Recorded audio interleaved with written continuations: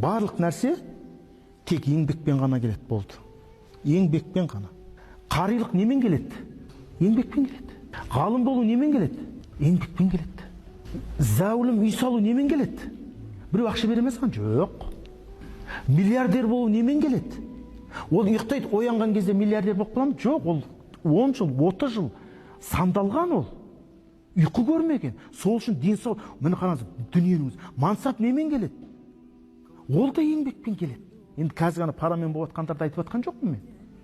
Барлық нәрсеге еңбек керек. Бірақ сол еңбек етудің жолында біз көп нәрсені сарып қыламыз. Біреу денсаулығын береді. Сіз 5 жыл Құран жаттап отыр, мысалы, 3 жыл. Оңай дейсіз ба? Көрдіңіз бе? Сондықтан барлық нәрсе тек қана еңбекпен келеді. Осыны естен шығармауымыз керек. Сіз қазір Аллаға шүкір адал жолмен еңбек тауып, мықты көлік мініп, мықты жаңағыдай үйде